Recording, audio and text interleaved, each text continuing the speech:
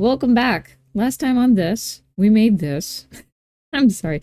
We're making a tilted table game where the ball rolls around and we're able to send it wherever we like. Right now, even though I keep messing with it, it's not the single most exciting game. So I was thinking we could make something for the ball to maybe like run into so we could score some points. So let's do that. I'm going to click the plus sign to make a new scene. And my thought is to make a coin, because if you've never made anything in 3D before, besides rectangles and balls, a coin is usually the next step. They're very easy to make.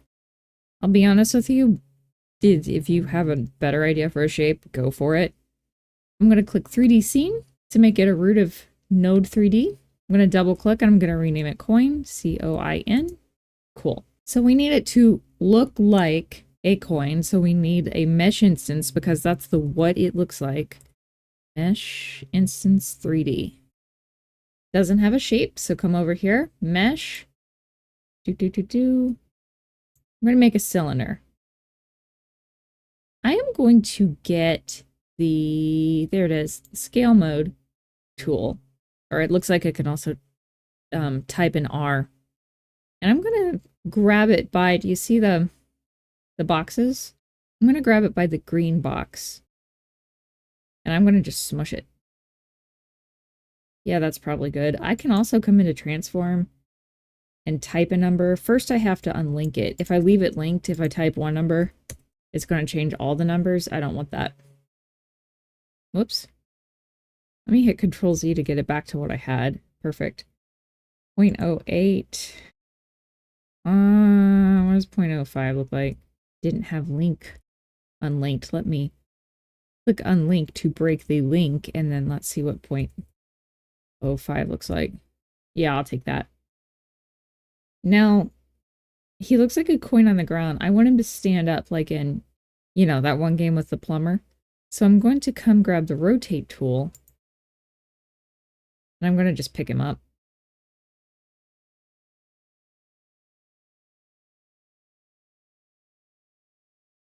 I want it at 90. I'm trying to watch over there in the inspector. Yep, perfect. Now, right now, if you haven't figured it out, these big lines, these are the ground. And right now, he's going through the ground. I don't like that. I'm going to get select. I'm going to drag an arrow, and I'm just going to drag him up. I want him to have some color.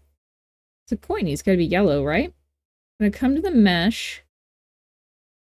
And we're going to make a material. There it is. New standard material. It's fine. Click on the circle, and just like last time, I'm going to click on albedo. I'm going to pick out, I could use the same yellow that the ball uses, but given that it's a coin, I think I want something a little bit brighter, more saturated. Said more, maybe a little oranger. I'm going to stop there. I reserve the right to change it. If you want my hex code, there it is, FFA327. Neat.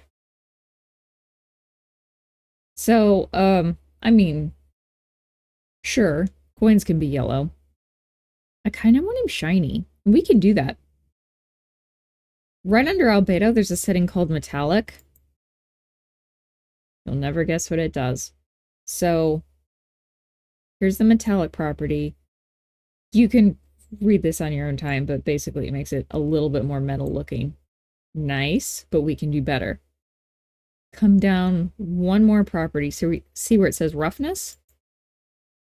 Right now the surface is set to, it's all the way rough, which sounds like a strange way to say that, but if we set this down, the surface becomes smoother. So we can, if we want to, make our coin like literally a mirror by setting it to 0. I might halfway it at 0.5. That's probably going to be fine. So we can stop here. We can be fancy though. I'm going to highlight the mesh instance, and I'm going to hit Control D to duplicate it. We can change this scale because it doesn't, like, with our table here, we were trying to deal with the collision shape and a mesh instance at the same time. Godot doesn't like that. We don't have a collision shape to worry about. We can change the scale right here in the editor. I have the second mesh instance highlighted, and I've got my scale tool. So I'm going to grab the red this time, and I'm going to make this just a little bit wider. Probably fine. Let me look at the transform. Oh, I don't like that. Hold on.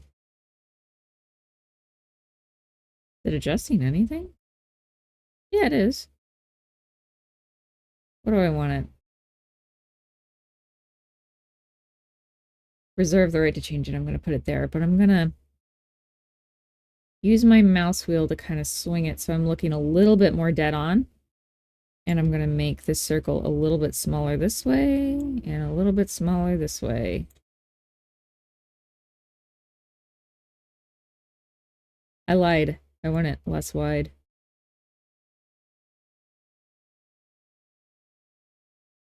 That looks okay. Actually, I quite like that. Another one you could do is you could have a coin that had that in the, oh. You could have a coin that had that in the center. That's completely valid. Yeah. Or you can actually just put any shape you want to there in the circle. What other shapes are our options? We could do, if you wanted a coin like, you know, that one plumber game, you could do a rectangle. I've never used this. Hold on.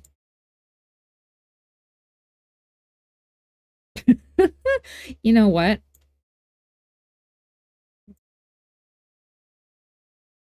Hold on, do you like that? Okay, if you want to do what I just did, drop down, and then you use the torus mesh, and obviously you have to reset like all of the color and the shininess and stuff, but that's kind of a cool looking coin. I'm gonna go back to what I had. Actually, I'm gonna do that. I think I like that the best. And if you want all of my scale numbers, there they are. If you want to do the torus thing, do it. That was kind of cool. I'm gonna save this just in world, that's fine. We can just have the coin be like this and run into it, and that would be fine. I wanted to spin. I think I wanted to spin. And there's all kinds of ways to spin this thing. We can do it through code, and we know how to spin through code. Just to be differently different, let's use an animation node. Add a child node, animation, and I want the animation player. If you've never used one of these before, what it does is it takes any property in the inspector. It takes a few other things, but for simplicity's sake, it takes any property in the inspector and it moves that value between what you tell it to. I'll show you. I'm going to click animation. I'm going to click new. I'm going to call it spin. Yeah, I'm going to call it that. Over here, the little clock tells you how long the animation is going to be. I'm going to make mine 3 seconds.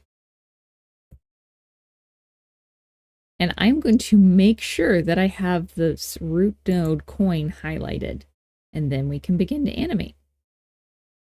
We want it to rotate, right? So here's the rotation. I'm going to take this little key icon and I'm going to click it. I'm going to click create, and that keys the rotation at 0 right now. So it looks the same. Wow, hire me, Pixar. We can make this better. If we want it to rotate, let's look at what we're doing here. I believe the green is the way we want it to rotate. Yep, so that's why. So I'm going to do this with numbers. You can try this in the editor, but I feel like trying to get this exact number is going to drive you crazy. I'm going to key the rotation again at the end of the animation. But now that I've got this little dot, I'm going to click on the dot. And we said we were animating Y, right? This is in degrees. Remember last time when it was like in radians and stuff? This one's degrees. We're lucky. If this coin was to rotate all the way around, how many degrees?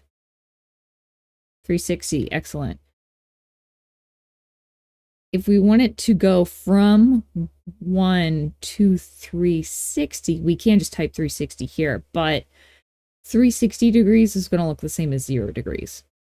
So just to make the animation look as smooth as possible, we're actually going to change this to 359 degrees. So it'll be at 359, and then the animation will loop back to 0. Speaking of, see this little, it looks like the refresh button on your browser. This is the loop. Let's set the loop.